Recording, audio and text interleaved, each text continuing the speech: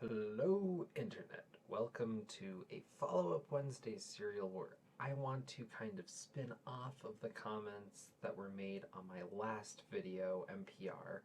I'll have a link below. So, yeah, you guys brought up a lot of good things that made me really reevaluate what I said and went on a whole bunch of crazy different tangents, and I feel like I hit a certain nerve, but a very general one. And so I kind of want to sprawl off of that. This is probably going to be a longer, more rambly video, but yeah, I'm just going to read you what people commented, and hopefully we can keep this train going. I'm really hoping that a couple people in particular maybe make some videos of their own, because I feel like they have so many thoughts. It kind of goes beyond what a YouTube comment is going to allow for. So I'm going to dig in.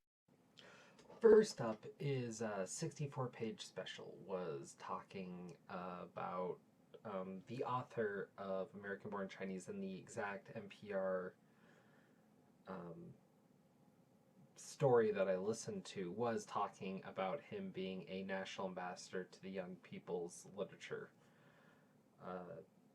however that works. And I have to admit, he's right, and that's part of the reason I really wanted to find a copy of the story I listened to before I went off, but I couldn't, and I didn't want to just sit on and not make a video. Rightfully so, I guess. And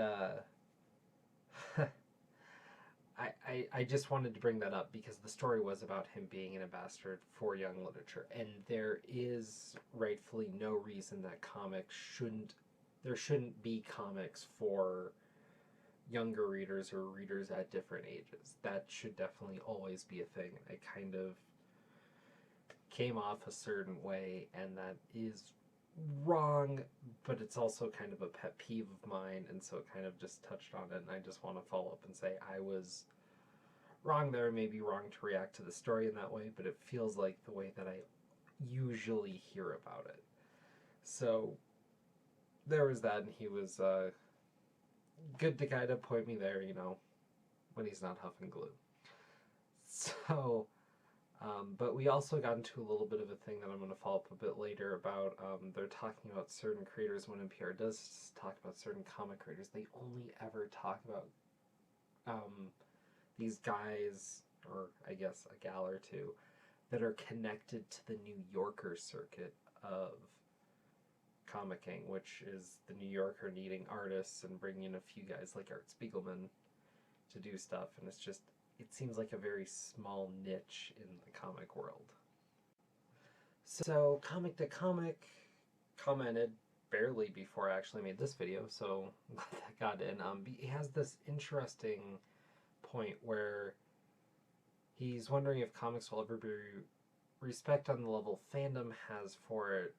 Obviously not. I mean, obviously, if you're not a fan of comics, you're not going to respect comics on that level, but I mean, all you need to do to be a fan of comics is read them, so, yeah. But he's pointing out that it's interesting that many label comic books as a medium that's kiddie, also enjoy films like V for Vendetta, and I think that's a good point. I think most people are aware that there is like a V for Vendetta or Watchmen or something like that at this point. I feel like that's come around, but I still feel like when people think about comics first, the first like comic movie they're going to think of is Avengers by the numbers, or Batman or something. And so there's still, I mean, it's always going to be tied to superheroes first, at least for the foreseeable future. And I think that's a kind of a big deal. And and he's saying there might be some cognitive dissonance where people aren't connected to the source material. I don't think that's their fault. There's tons of comic book movies, but people don't think of them as comic book movies, and maybe they rightfully shouldn't. Stuff like Men in Black, Road to Perdition, things like this. The Mask, those are comic book movies, but they aren't thought of as comic book movies. And it's just kind of the nature of the beast, I guess. I mean, movies use so much source material, and rarely do people question, is this an adaptation of something? They just want it to be the movie. They just want to go see the movie, and that's the end all be all. And comics are hardly the only ones that, the only other medium that deals with that transition. So I think that's something of American culture just in general. And, but on the flip side, he asked, do you think we as people who read comics as a hobby are partly to blame for the perception of comics? Yes. I mean, it's not 100% there, but like Comic-Con and the whole way that there's like this geek culture and it's kind of this chic thing, but it's very youth oriented and it's very much about the movies. It's very much about the other medium. It's very much about the image and less about the substance, about reading things and considering it. It's about collecting, but it's not about reading the books. Like, it's all this other weird stuff rather than it just being about the joy of comics. And that's something that I think is totally the fandom, and it's relatively unique to the comic experience. So it's kind of weird because Comic Cons are rarely just comics, but it's this weird thing. And I don't know if any of you are familiar with the channel NerdSync, but I've gotten into an argument with a guy on there. I mean, argument, a little back and forth, about the idea of being a comic book fan. He was saying, like, all you have to do to be a comic book fan is be a fan of whatever. And he's saying you be a fan of the comics, of course, or the movies or whatever. I'm saying, no, if you want to be a comic book fan, you have to read and enjoy, like, a comic. You know, no big breaks, but if to be a comic book fan, you have to enjoy a comic, which means you have to read a comic. Low bar, but that is the bar. If you like the Spider-Man movie, you're a fan of Spider-Man, but you're not a fan of the Spider-Man comics. But if you're a fan of Spider-Man, why not pick up a Spider-Man comic? Like, I'm saying you have to go that far, and he's saying no, and I feel like, A, I'm right, obviously. B, the fact that he thinks that way, I'm sure he's not the only one. There's a lot of people that are kind of, you know, it's this culture, it's not just that. But no, if you're going to be a fan of the comics, you have to be a fan of the comics. So, yes to that as well. So it's a weird blend of all these things going on. And I'm not 100% where I land on this weird spectrum of all that, because I'm trying to consider that we need to look at some books as a little more like works, and comics very much fight that, and that's something I've been thinking about and trying to review comics maybe a little differently, but I don't even know how to approach it. So, yeah. And weirdly, the person who approaches comics the way I want to approach them a little bit more is Running with Comics, because I think he does a good job with kind of looking at that. And I don't think he even realizes that he's doing something as unique and prolific as he is. Maybe he does, I don't know, he's a smart guy. Bit more of a side tangent, but Joachim Comic Center is asking me, wasn't Stan the Man one of the first bigger writers that wanted to write stories for young adults? I don't think that was the case. I think that was more of the times, but I think he was directing in a certain way that certainly triggered a lot of different things. The other thing too is if you hear him say something like that from his own mouth, don't trust it. I don't think he knows what the hell he's talking about and hasn't for years. So, yeah. A little quick dig at Stanley. Every video needs it. So, Edward2962 was talking about how he's heard some stories of theirs as well. Some with R. Crumb, or about the Starfire debate, I'm assuming around the time the New 52 started, and some diversity issues, and them talking about comics being for kids unnecessarily. And he's saying maybe it's a writer or producer on there just showing their bias. Maybe. I mean, ultimately, NPR is a more reputable place, and you'd assume from a certain journalistic standpoint that they would try to avoid any biases, but that's also literally impossible. I don't know. I think of all those, the most bizarre one is R. Crumb, because presumably they're going to be talking about Mouse, and we're going to talk about, the Holocaust, but for kids. I just don't see that. That's weird. I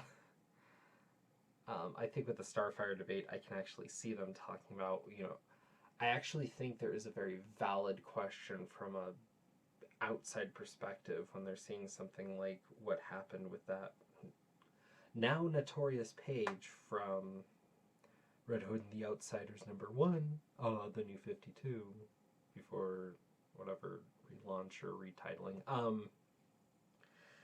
If you're outside of comics, and this, I think it might have been phrased a little weird, but I think it's a fair question when some debate like that comes up, like, here's a somewhat over-sexualized character just by the way they're subtly presented in a shorter period of time, like, well, who's this comic aimed at? Is this aimed at a younger audience? Is this aimed at a teen or adult audience? Because that changes kind of the level of the debate. But I can almost see them saying, well, but aren't comics for kids, instead of asking whether this particular title's aimed at X, Y, or Z age range. So, yeah. But I think that's what we need to start doing, is realizing that different titles for different... God, I hate saying demographics, but that's basically what it is, isn't it? But not necessarily in that cynical of a way, just that, there's certain people, and I think something like Bone, is meant for a younger audience, but it's a great story that can be enjoyed by anyone, so different ways to talk about that, and I think using the language correctly is important. So, yeah. So Sleepy Reader brings up an interesting couple of points, actually. He's talking about how Yang, the guy, American-born Chinese creator, doesn't really create things that he considers comics, different style, different sort of thing, I guess. Maybe it's closer to something. I actually haven't read it. I don't know, but I've seen a couple pages. I think I understand what he means. It's not quite comics in the way we understand it traditionally. But what else would you put it as, I guess, would be the question that Nick could go some different ways. The other thing he points out is that young adults tend to be the most advanced readers of our society, because all the grown-ups who don't read novels anymore either want their kids to read literature instead of comics, or, whatever, as he puts it. And I think that's a fair point. There's obviously some people who keep reading, but most of the people I know who read rabidly read some amount of genre fiction and read certain amounts of things, and, it can be fun and pithy. There's, and some people enjoy, nonfiction or whatever, but if you're reading true crime, is that really any more elevated than reading a detective story? I don't think so. I think it's just a preference. And I think it's silly to think that anyone is just sitting there reading, Moby Dick, 1984, and, all these approved books. And in a way, does that make them any better of a reader? Because they're only reading these kind of, like, certified by society titles and never really branching out for what tastes are on their own, or something that maybe is in a different realm to kind of develop and access something that isn't as consumed and digested, and that you could spend as much time reading thoughts and opinions and dissections of the work as you could just going through the work. And I think it's valuable to do some of that sometimes too. I'd really like to dig in on Ava at some point. That's a huge tangent. Anyways, yeah, I think that's a interesting idea, and that brings up a lot of question of what value is there in reading what anyways. So there you go on that. And I think that's an interesting thought that we could fly with in a different way that I really think brings up the validity of comics and sometimes, frankly, the brevity of comics. A couple of quick endnotes. Mercy's little show at her son's last birthday party gave out comics instead of like little, candy bags. And the kids were looking at them like they were crazy. I don't know. That's kind of weird, funny, but I mean, free comics. What kids bitch about that? I don't know. And then Gavin Cummings is saying he always buys comics for his kids, buys the trade later because kids throw the comics on the ground. There you go. Good or loss. Thanks for checking out my channel. Commented, he's someone in his 30s, takes mass transit, web developer, professional working at his job, dresses up, but also reads comics like lunch breaks or on the transit or whatever. And he's been talking to some people, and he, they inquire, it comes up, I guess, and he recommends some comics to them, like you'd recommend a book you just read or anything like that. And got his coworkers read them, but they're very cautious that people don't see them with the comic or whatever at first until, they kind of read one or two, I guess, and maybe it eases off, maybe it's not worth the stress, and it's like, there's a thing there, whatever. That's interesting. I also wonder if he recommends enough comics to enough people in his company, if maybe enough people are reading, it's kind of like, yeah, some people read comics sometimes, it's not a big deal. That's interesting, and I think it's funny. I definitely ran into a little bit of, though not too much talk when I used to read comics at work myself. For me, it's maybe less of a thing because I kind of wear that on my sleeve, and I don't dress very professionally at all because I'm stuck in the back corner and I have moments of existential crisis because I don't talk to people at all some days. Different job, I imagine. Although web developer sounds like a lot more fun, and I think I have the skills. Anyways, the competition for that's fierce out here, though, so I don't have that level. Tangent again. Okay, so yeah.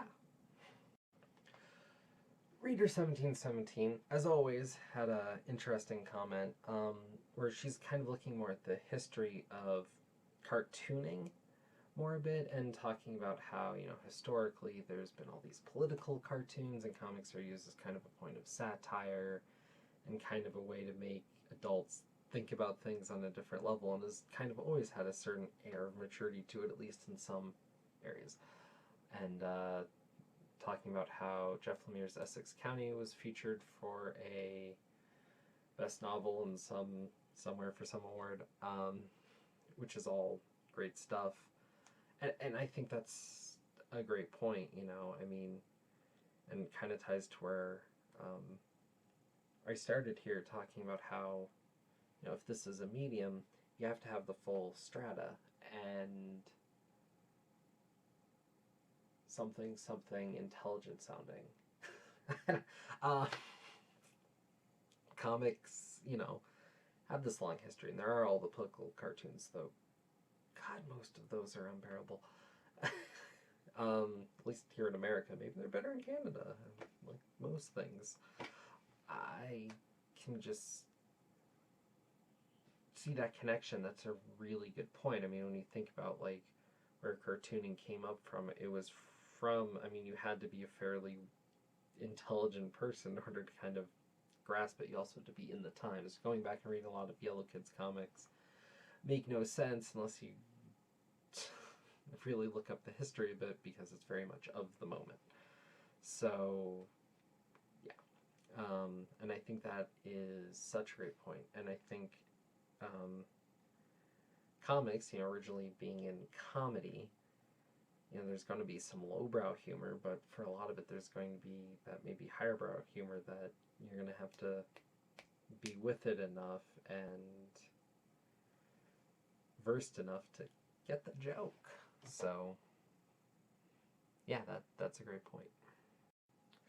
Jared Osborne was saying he just saw a headline about a cartoonist being named the official literary ambassador for kids, and it made him wince. Didn't click on the article, and talking about how the 50s stigma of comics being ghettoized is only for kids, at least in the USA, still lingers all these years later. I don't think that's true anymore. I really don't. The level of where it was at in the 50s is such a different thing than the way people see it now. If nothing else, because comics are so unprevalent that in order to be kind of aware of them, you have to kind of be talking to someone who knows about them, or the fact that people are seeing them through movies or whatever. And also just the general acceptance of kind of genre stuff in general. I mean, like, Harry Potter is also super popular. Star Wars is huge right now.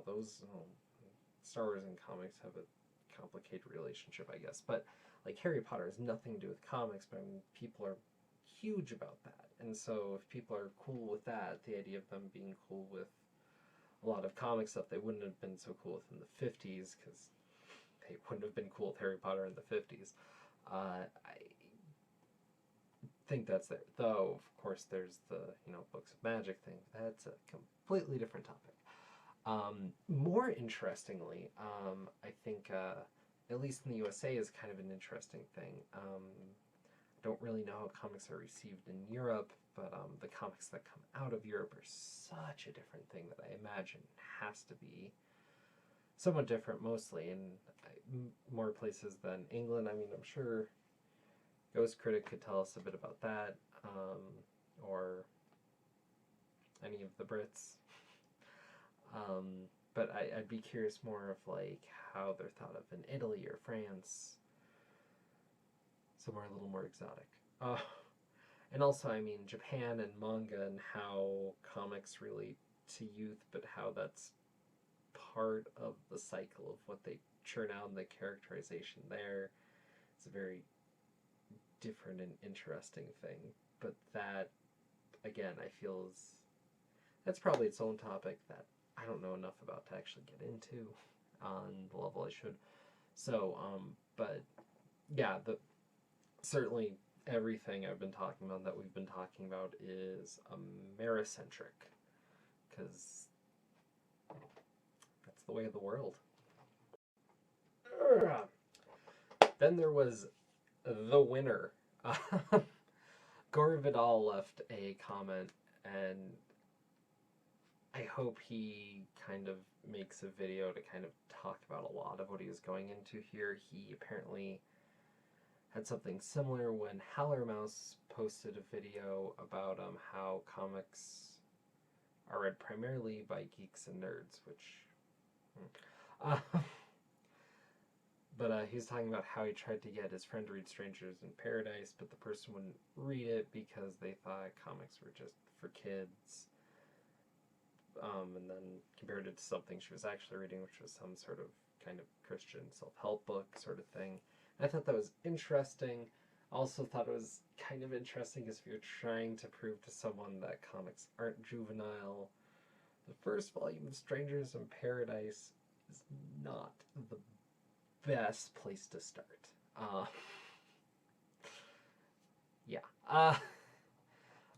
But I do think Terry Moore is a great, capable cartoonist, though I do think the first volume of Strangers in Paradise were some growing pains and getting some stuff out, and maybe recognizing that the history of comics comes from strips and are more cartoony in that way, and there was some of that there, and there's also the characters being younger, and I think there's so many things that are actually great about that when you go and read it, but on its own, not the best for this point in and of itself.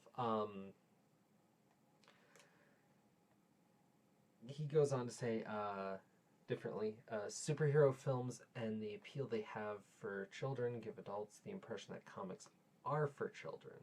Like Sleepy Reader commented, parents who don't read anything fiction or nonfiction want their kids to read highbrow literary works and to steer away from comics.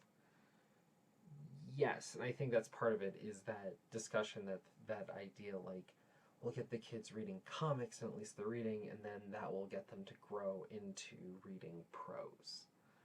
And that's the cringy line of reasoning that makes me want to punch babies. Yeah.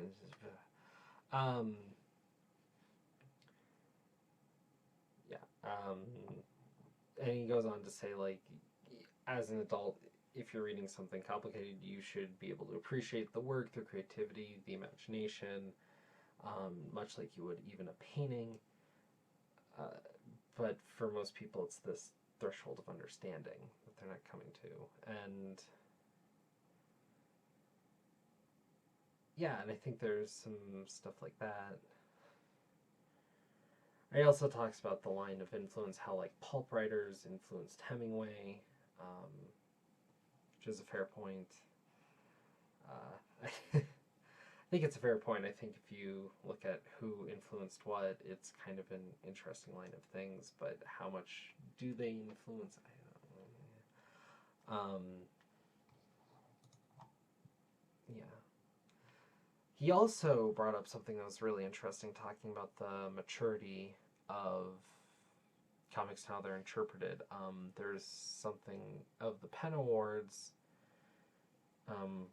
We're going to reward something during the Charlie Hebdo aftermath, which I'm sure we're all familiar with on some level. And yeah, a lot of writers backed out because they said Charlie Hebdo contributed to anti-Islamic views. And there's a whole bunch about that, but Neil Gaiman had kind of stepped in, and Art Spiegelman had something to say about it, and a lot of links, and it's something that I'm sure he's much more familiar with and could talk about than I certainly could. But I find that interesting. Neil Gaiman is interesting character on this whole freedom of speech front. He wrote a brilliant essay for Free Speeches, which was a publication put together by the Comic Book Legal Defense Fund to talk about the importance of free speech, and it's something that's always resonated with me, and kind of when I was coming up and kind of realizing that freedom of speech was kind of my hot button issue. That's my first thing when I think politically. If someone's, anti freedom of speech, they're out.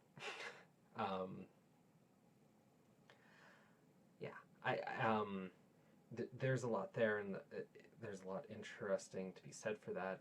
Art Spiegelman, what he linked me to, had this bit he said about the problem with defending free speech is you're defending, most of the time, morons, because you're defending the right to say anything, and those are the ones who do, basically. And I've heard some variation that from a great number of people, a lot of great comics through the years say similar things.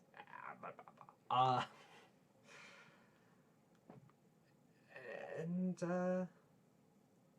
yeah.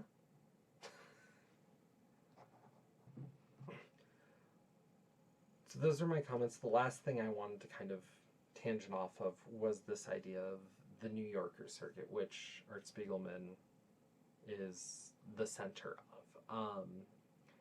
It's just the small handful of creators that have somehow contributed to the New Yorker, which give them thrust to be considered by things like NPR and whatnot. And so you get works like Persepolis and Mouse and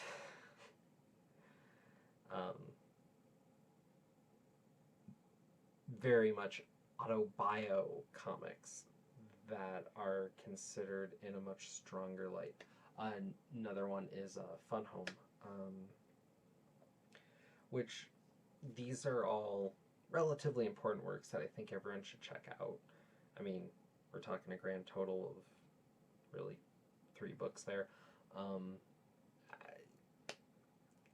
Important, but autobios, especially in comics, have problems. What's funny to me, actually, the only autobio comic that I actually enjoyed reading most of was this one, Between Gears, where there's someone who's trying to become a cartoonist and she's an art student. Her project was to just kind of have a page for every day. And there's a lot of kind of cool stuff, kind of self-revelatory, and it just kind of captured a lot for me that I loved, and also the art style is kind of cool. But the problem with it is that since she's trying to do something every day, and she's in college, there's some days that are just, you flip through and there's no point. Also, my printing had a misprinting, so like there was a couple months that were just doubled in there randomly. But I think autobio comics kind of hit that level of what people would consider adult comics, but it's that kind of high-end pretentious stuff that, you know, would be okay by most people because it's that kind of haughty ideal of what is literary. But a lot of them are boring as sin or stilted in a way where, actually, a great example, and Craig Thompson is kind of in that circuit as well, Blankets. I've read half of Blankets, and it's sitting there, and I know I should finish it. It's one of those comics I know I should read. But god damn, is it boring. And for those who haven't, Blankets, at least the first half, is about this young boy who's dealing with his sexuality, but he comes from a hyper-religious family that was super poor, so he's worried about the devil and, you know, rock and roll being bad, and oh my god, I don't care. It's funny, because that sort of thing, and why it's haughty and all that, is you're supposed to get insight and see about other people's lives, but I get the idea, but god damn, I can't relate to it on any level. I wish the kid would just nut up on anything. It's just boring, and it's this long, drawn-out love story. Those are always a pain in the ass. It's like, just seal the deal, something. Or at least try and fail and move on. Boring. Boring to me.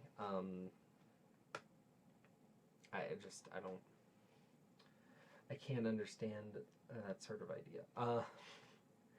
But it's funny to me because when we talk about adult and young fiction, I understand most of the Marvel DC stuff kind of fitting more maybe to a younger crowd in most people's eyes, and understandably so. In a certain way, it certainly is.